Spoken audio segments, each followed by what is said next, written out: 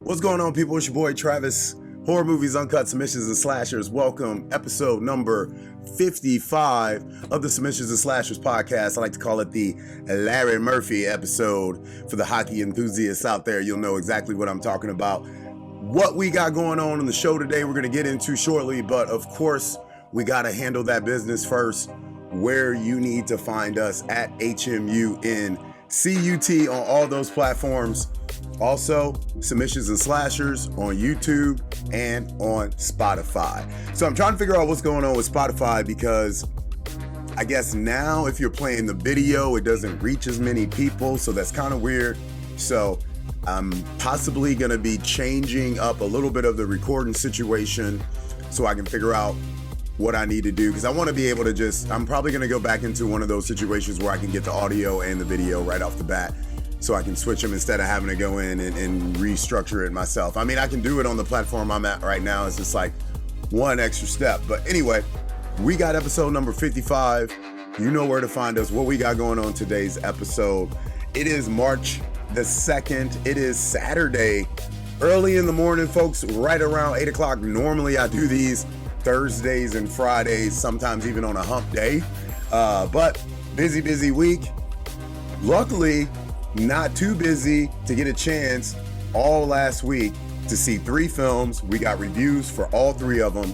Amelia's Daughter came out today, Stopmotion, and then History of Evil, which was the movie that we were talking about. And I do apologize. I believe I said series last episode. That is on Shudder.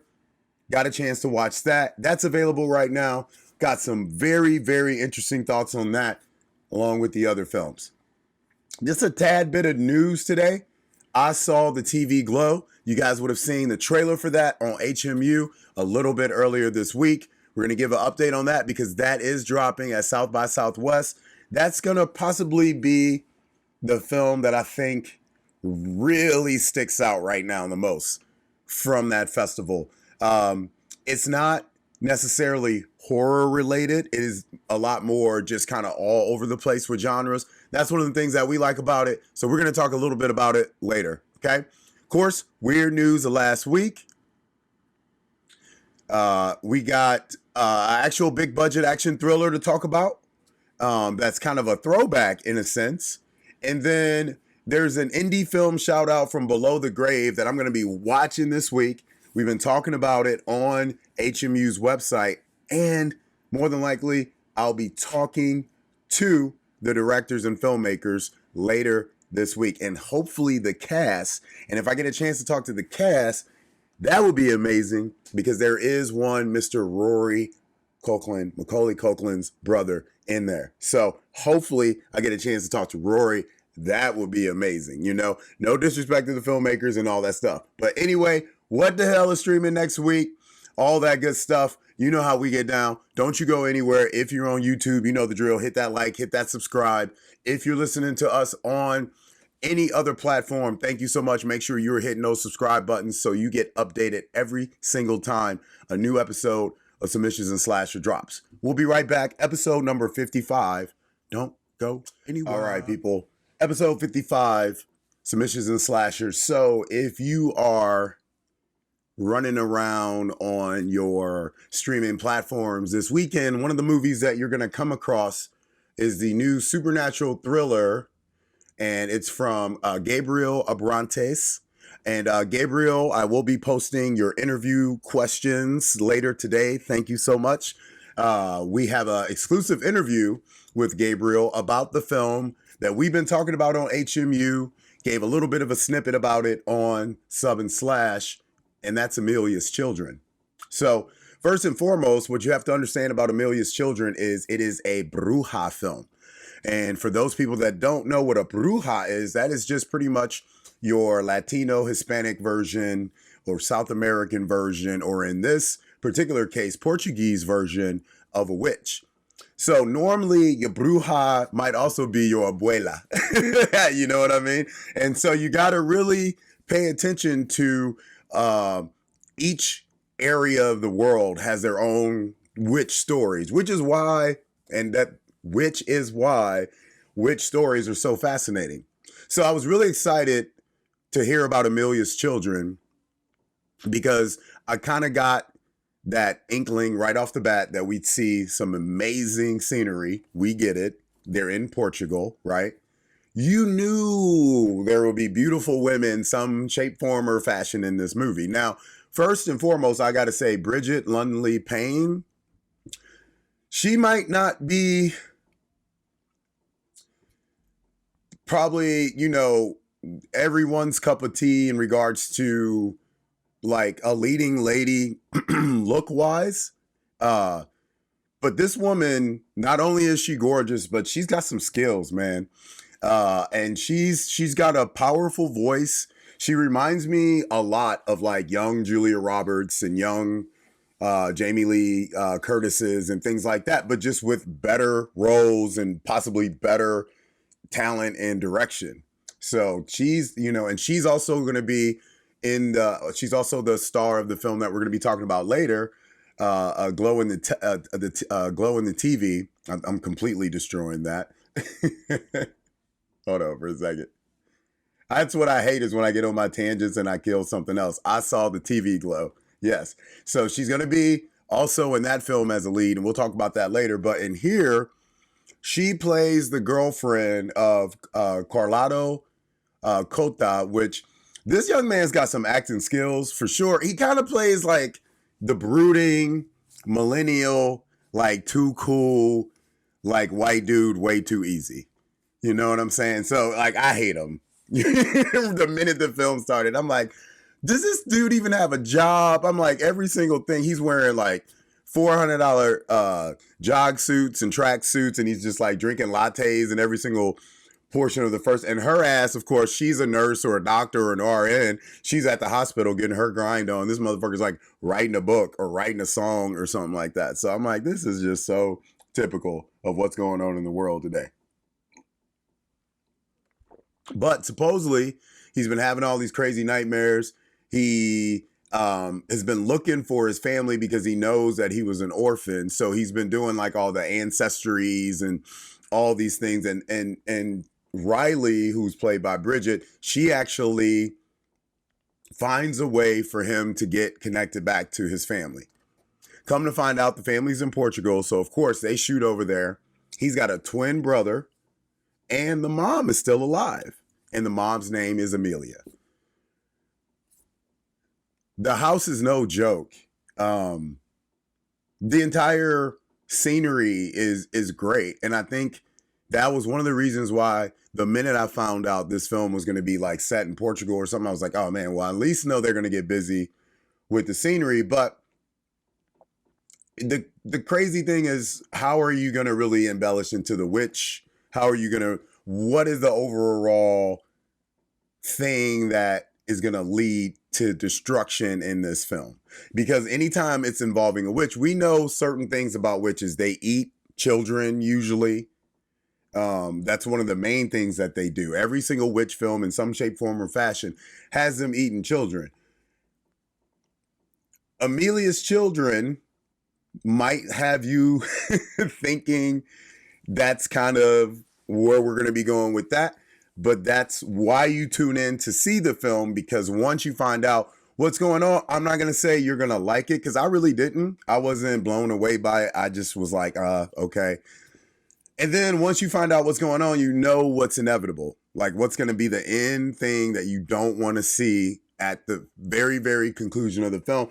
And unfortunately, they have no way of getting around it because of what they're introducing in the story.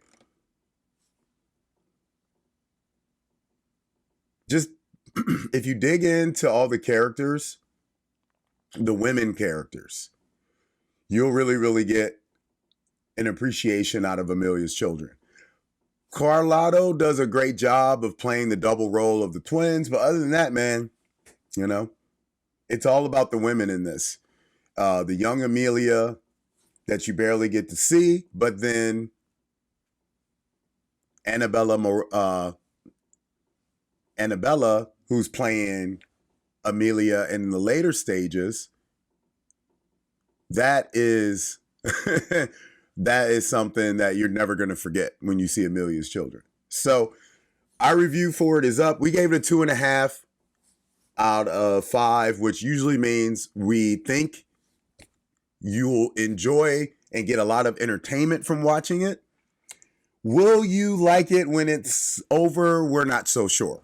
So, if you're looking for something, if you love witch stories, if you want to see something, there's a great review that a user wrote on IMDb, and it said we need more Portuguese horror, and I 100% agree with that. Big shout out to Sporting CP, my football team I follow out there.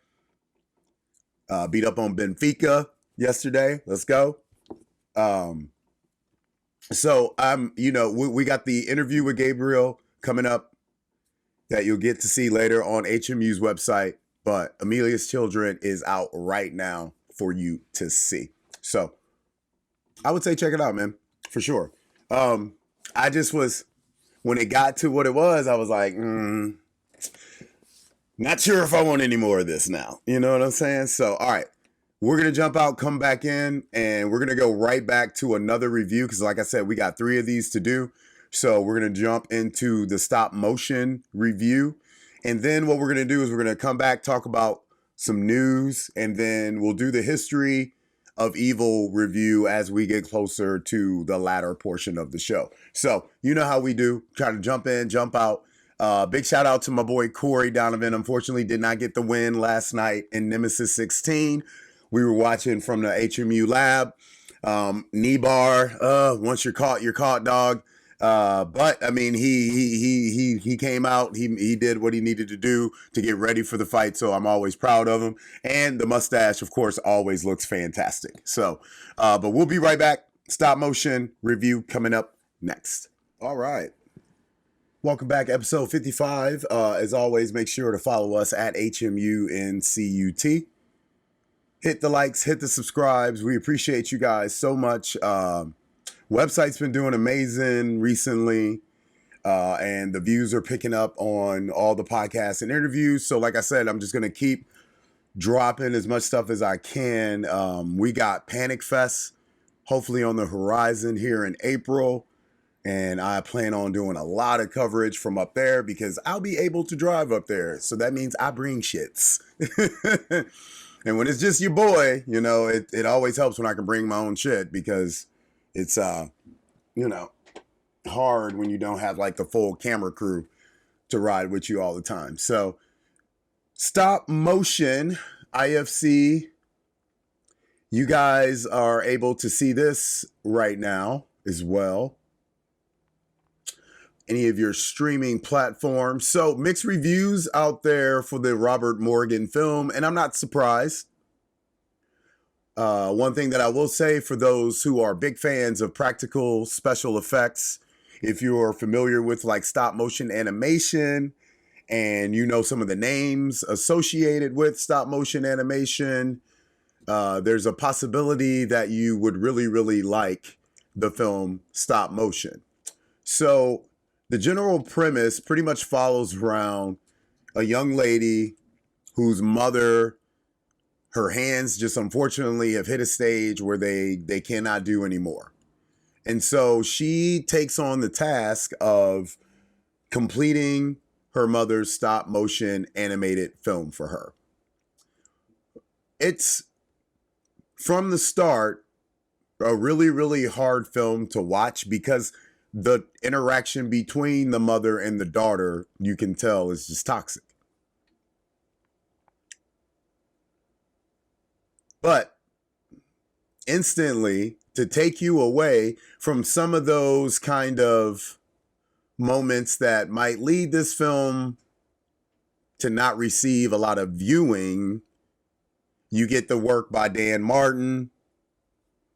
You get the work by his staff and a bunch of other people that really start to show the appeal, the drive behind what is the success of this film, which is the stop motion animation.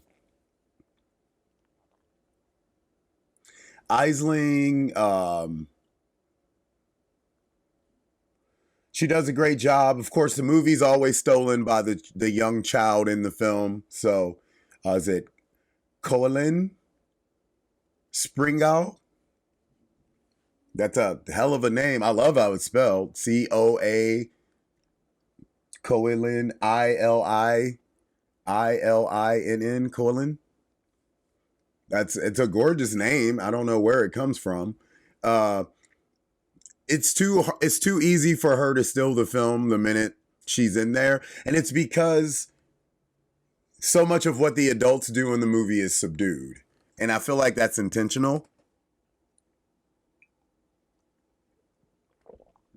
What you're waiting for and the biggest draw of the film is the animation. So for people who want that, and they're gonna eat this alive.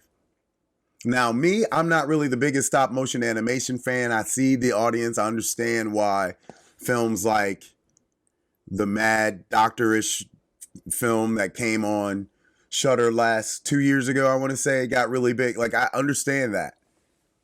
I see why there's an audience for it. To me, I've always looked at those as, man, they make really great short films, but I don't really need to see that for like 2 hours or an hour and a half plus. That's where a film like Stop Motion, Robert Morgan and the crew can have success, is they are taking you in and out of this world between the animation and the reality. The question is how invested are you going to be, the viewer, in the reality on how much you're going to like this film?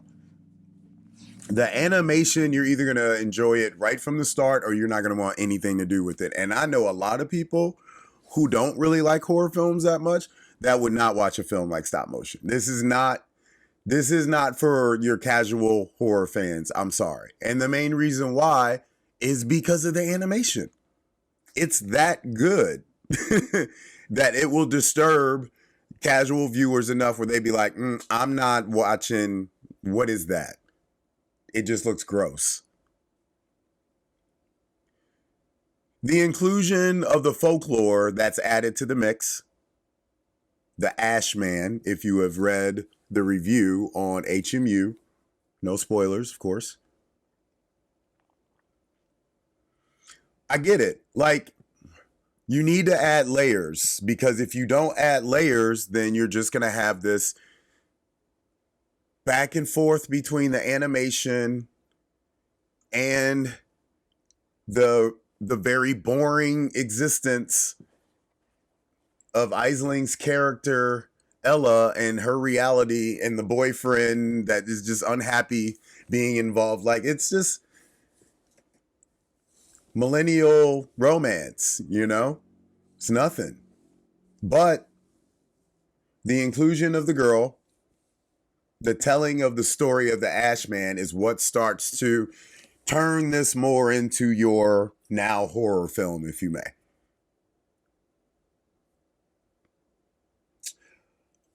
That is also where I kind of lost the film. I didn't want anything really to do with it once the Ashman got into the film. And the main reason why is because it didn't really add anything to it to me. It really took away a lot that I thought they could have done more with. So, I don't know. Maybe I just wanted to see Therica Wilson-Reed a lot more in the film. But it's a film that if it was on, I wouldn't shut off, because I could probably watch it again to get a little bit more from it. But and it's possible that I'm just disturbed, which is what it's supposed to do, right? But we gave it, similar to the last film, 2.5 out of 5, I believe. Hold on. Might have did less than that. Don't go chasing waterfall. Yeah, 2.5 out of 5. So, once again, watch it. If you are an animation fan, stop motion animation fan, okay? Don't get it confused. This is not fucking Dragon Ball and Naruto, okay? Like, not that animation. And it also is not, Adventure Time or like what was that show? Incredible Show? Any of that stuff. Okay. That is Stop Motion. We're going to jump out, come back, jump into some news, get into some weird news, give you one more review, and then we'll start to wind down the show. So don't you go anywhere. Make sure to hit all those buttons. We appreciate you. Follow us at HMU NCUT, and we will be right back with some industry news on the film A Glow in the TV, I believe. I'm just going to destroy that over and over again, right? I saw the TV glow. Look, let's practice it together, everybody, right now. I saw the TV glow. I saw the TV glow. And I'm explaining to you why I have problems with titles like that when I come back. My Way or the Highway. People are like, why in the hell are you singing a Limp Bizkit song? So the funny thing is, when we think about South by Southwest, we think about music, we think about food, we think about Austin, and we also think about films. And I have only had the opportunity to go to a South by Southwest festival one time. And I mean, it's one of those things where, like, it's always one of the reasons why I wanted HMU to grow. I wanted my training travel business to grow so that I could always attend festivals like South by Southwest that has, a multitude of things going on. The film portion of the festival, has always been one of the pinnacles, one of the main things to keep an eye out on, because you're going to always get some type of highlighted film, great big films that are coming out in that time period. Now, these days, man, you could be almost anywhere and you can get a world premiere of an amazing movie. And big shout out to so many festivals that are out there that don't get a lot of recognition, that are actually providing people with opportunities for world premieres, because it's, when people get to attach that title to their film, it adds a little bit more eyes to it. But, jumping in, A24, all those guys, they've been, kind of at the forefront of all that stuff for a minute. So when you see that they got a couple releases and stuff that are going to be down at South by Southwest, the one we're going to be talking about is directed by Jane Schonbrun. And it stars Bridget Lunley Payne and Justice Smith, Ian Foreman, Helen Howard, and My Way or the Highway. Fred Durst is in this. Yes, Limp Bizkit Fred Durst. And Danielle Deadweiler. And it's called I Saw the TV Glow. I Saw the TV Glow. I Saw the TV Glow. And if you're just now tuning into the episode, you're like, why in the hell is Travis repeating this over and over again? It's because I have messed the name of this film up so many times. I've done it in the gym while I've been talking to my clients, because I've been, I'm always telling my clients what movies they should watch. Or there's plenty of times when my clients come in and I'm actually watching a film that I'm reviewing or interviewing someone for later or for a festival or something. So when I'm telling everybody about this film, I'm like, man, it's going to drive me insane, because I've always had this problem where I associate very, very long titles with emo screamo bands. And so it's like this inside joke of mine that if your title has more than 3 words, I just start butchering it because I have no reason to. It just happens unconsciously, because it's just, I used to make so much fun of all the screamo emo bands from my upbringing that are still going on today, like Every Time I Die and groups like that, that would have so many, so many words attached to the title of their band name. So when I see I Saw the TV Glow, I'm like, oh my God, I'm going to just destroy this so much before I get it down. But speaking of music, supposedly the soundtrack's going to be unforgettable. It's got music from Alex G, Caroline Polchek, Snail Mail, Yule, and more. It's going to be hitting theaters right before the summer, so we still got a lot of time for everybody to see this. But like I said, South by Southwest people are going to get a chance to see this coming up this month. See it this month too. Don't tell nobody. Okay? So, you know, it's already getting some really good, cool reviews. And the film just looks cool, man. This is a Back to the Future. This is a weird science. This is the stuff that, like, you know, I grew up on in the 80s because we were in still that time period where you would have late night TV shows that would show like sci-fi films, movies and stuff like that. I mean, the Twilight Zones, not just things like that, but we still had the hosts, the Elviras and the things and the Up All Nights like we've talked about so many times in Submissions and Slashers. This show, or this movie, I saw the TV glow, even though I am not a fan of Justice at all. Hold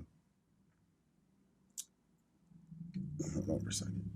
It's one of the things that I know I'm going to be all about because it is how my childhood was. I love Ian Foreman though, the little kid. That's the like he's great. So I'm excited that he's in here. Like I'm sorry, I just don't like. I'm just not a fan of Smith. Just not. But this role that he has is perfect for every single other role he's had because this is the role. Like that is him. So, you know, we'll see. I think the film's probably going to be great. It'll be a lot of fun. I've already sent the trailer to a lot of people. I think they're going to enjoy it too. I can't wait to give you guys some thoughts. I'm not going to be able to give the full review after South by Southwest, but I'll at least be able to give you guys a little bit of oomph about it or a little bit of about it. But it will be in theaters on May 3rd. Y'all know the drill. A24 will be putting it out, so it will be everywhere, and it is an official selection of South by Southwest. It was an official selection of Sundance as well. So that is what you need to know on that. We're going to go ahead and jump in to that weird news lifestyle. It's only fitting. So we could keep this rolling along, and then I can go get that refill on that coffee before this next review. You know how we do. All right, so since we're on the topic of news, we're going to go ahead and drop a little weird news of last week.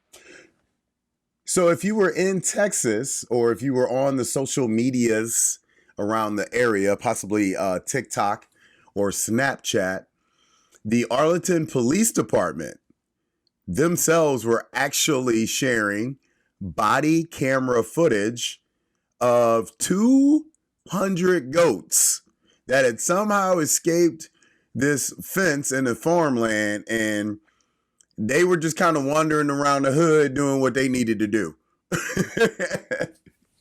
So the goats were employed, actually. These goats have jobs, okay?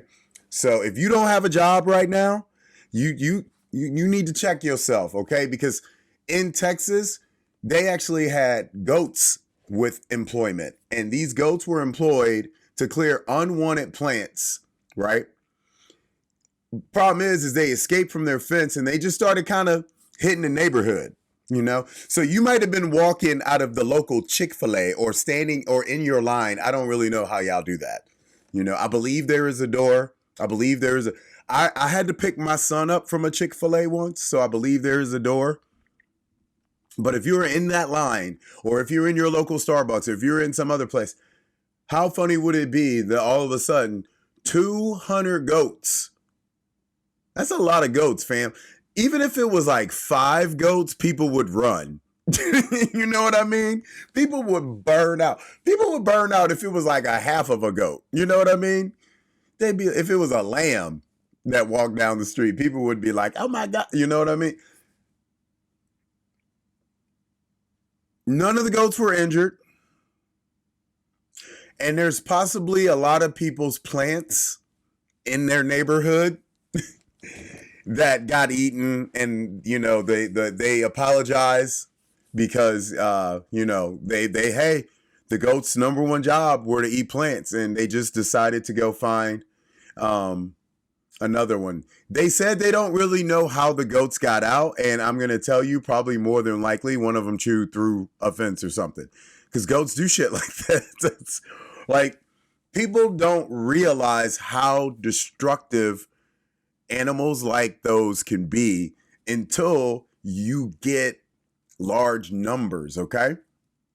If we were to relate this to horror, the only thing we can relate this to is zombie outbreaks. When people always say, why are zombies like the worst thing to be involved in? It's because the numbers, it's the numbers game. And the numbers game always increases because the minute someone dies, then they join that team and not your team. So when you see 200 goats coming your way, I don't know what you're going to do. Well, I don't know what I would do.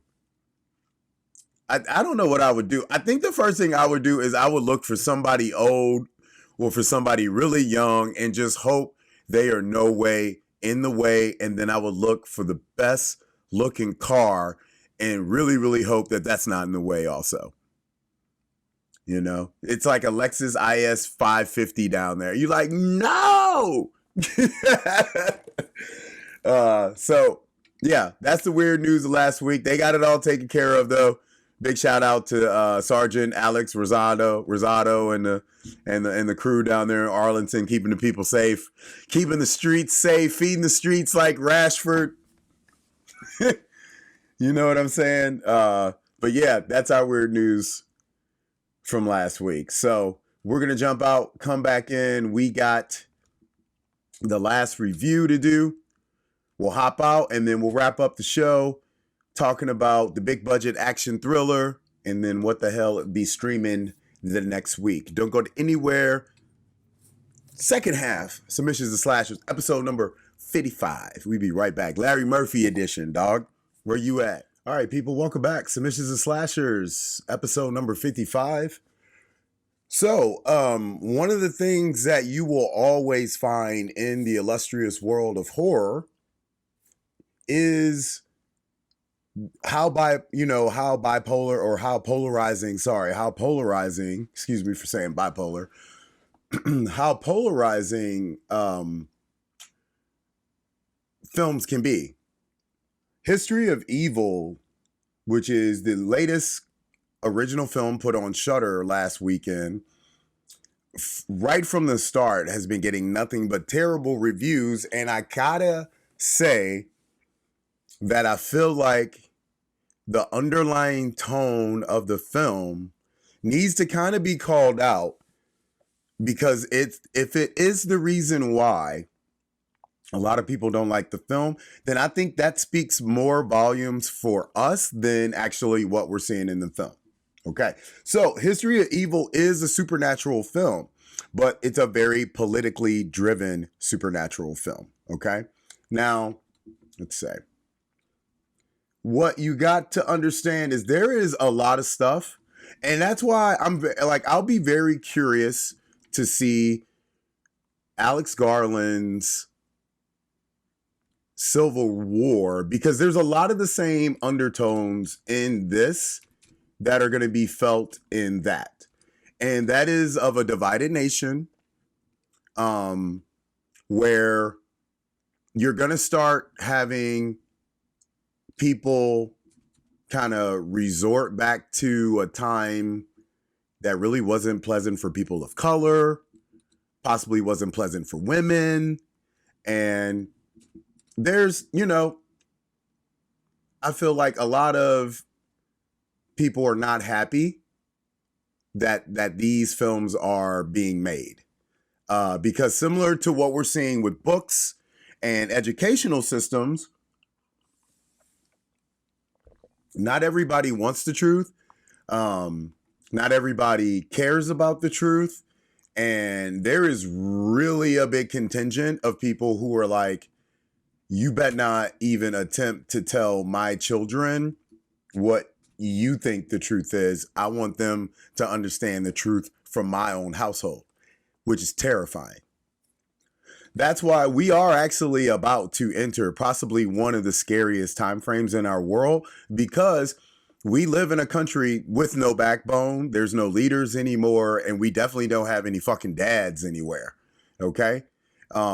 We have a lot of moms that have overplayed their part, and most of them have had to because of the lack of fathers and the lack of the male presence in society. And a lot of that lack of male presence has to do with the fact that a lot of men have just decided to fall suit, give up, accept the stereotype or whatever it is that they've fallen into, which then, of course, does not lead them to being good leaders, good fathers.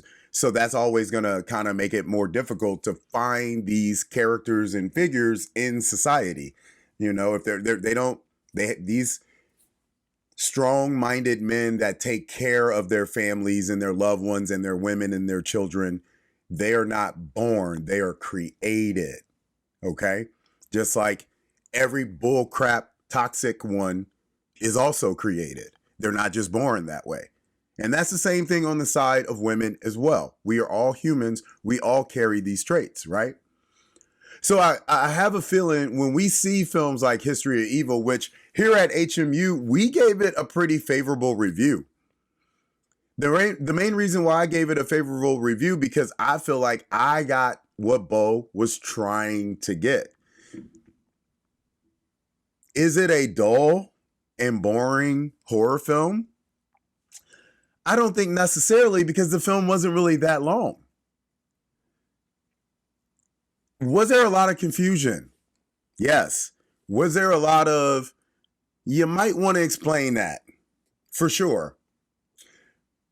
The funny thing is, when I originally talked about History of Evil, I mentioned it as a series because I thought for some reason when I first heard rumblings of this, it was going to be a series. I feel like if it was a series, it would make more sense. But then I look at like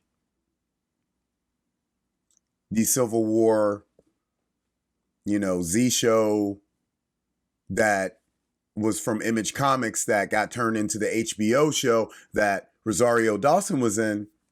People didn't watch that. The Purge is always, in my opinion, the grandfather right now of films like History of Evil. Because they were the first ones to not just embellish on the idea of some like overall government conspiracy against poor people, people of color, and stuff like that as kind of like a genocide that's like being shown as this like day of reckoning and release. They beat you over the head with it. They did another film and another film and a TV show and another film, and they went back and showed how it started. And then they finally showed what was inevitable. The purge ain't gonna never end when you do shit like that. When you watch movies like History Evil, this is like the purge 10 years from after that purge. So the film is following a young woman, her husband, and their daughter. And the young woman's like a freedom fighter. She wrote a book that kind of like exposes all the shit that's going on. And now she's like public enemy number one. So her and her husband, they gotta hide. They hide in a house that's haunted.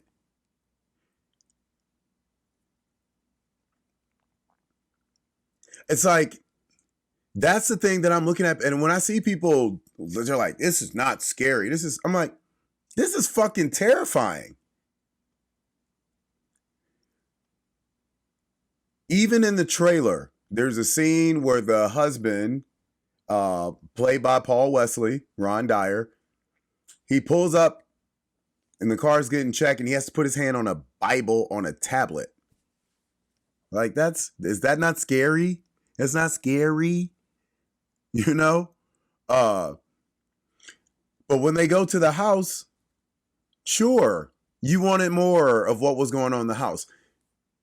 Here's the thing. How can you guys love a movie like Barbarians, but then hate a movie like History of Evil when they pretty much did the same thing?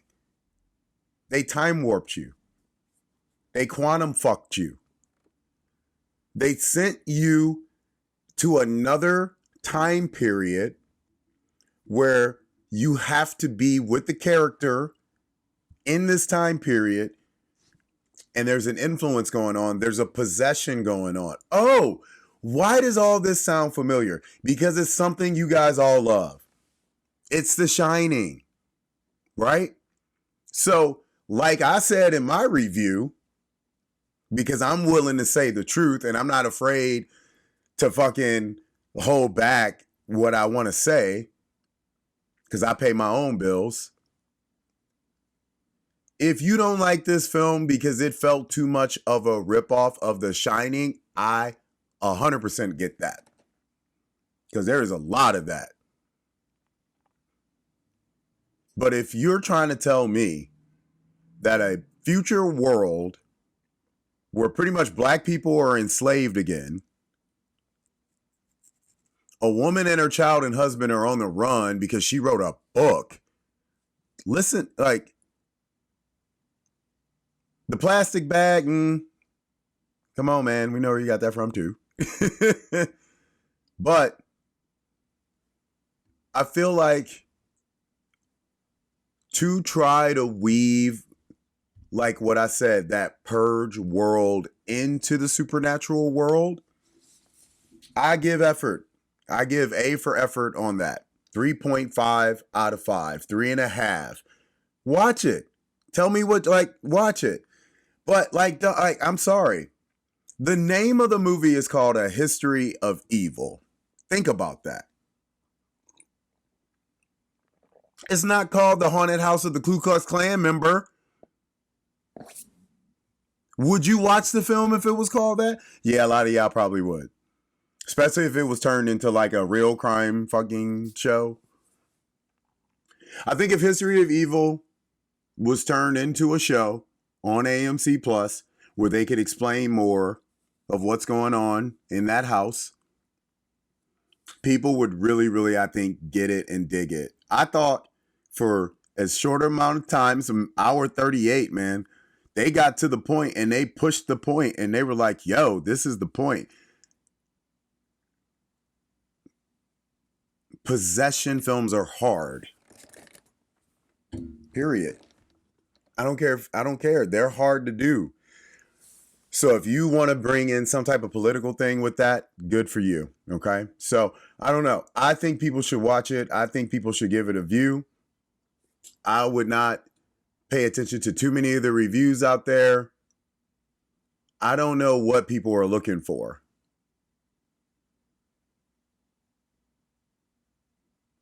But I do feel like, and I'm going to say it, that there's some racial shit out here where people don't like the film because it's calling out some truths. Period.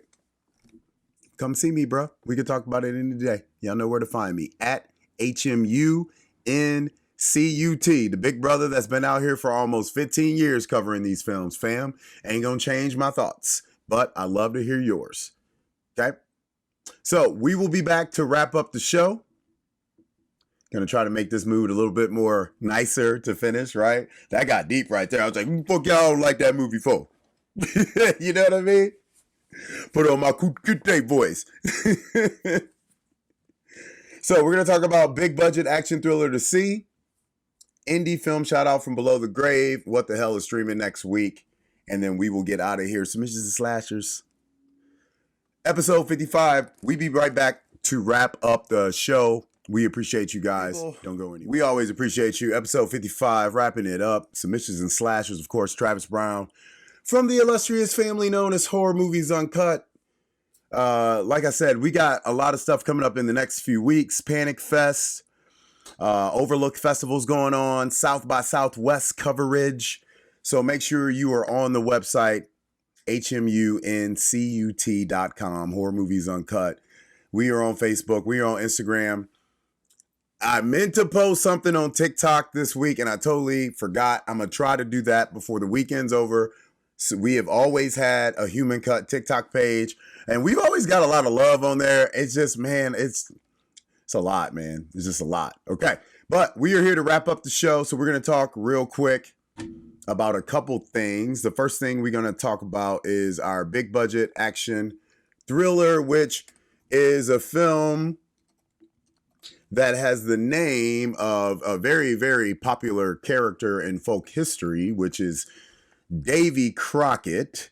And it is directed by Derek Eslin Purvis. And the name of the film is The Ballad of Davy Crockett. Now, I'll be honest, when I first kind of glanced at it, I was like, I don't know if really this is something that I'm into, but it's definitely kind of got that vibe of the old war, old time, guns, old time fighting action, that really it seems to be a lot more engaging than I feel like the initial poster and images led off. So as I saw the trailer, and then as I kind of watched a little bit more into what was going on with the film, there's kind of some darkness involved in this as well.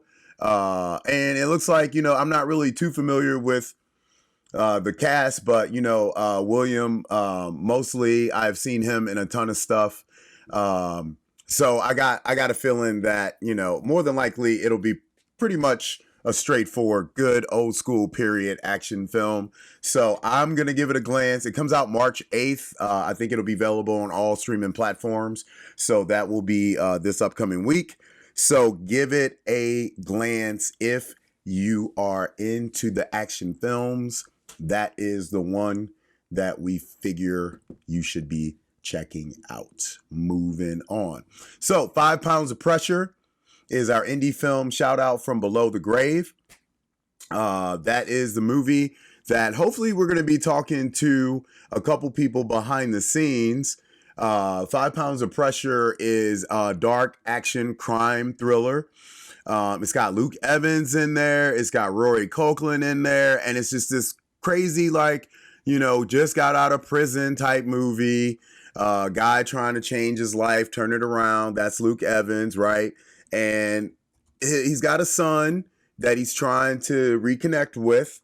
And I mean, hey, I saw it when Jesus Shuttlesworth and with Denzel Washington, right?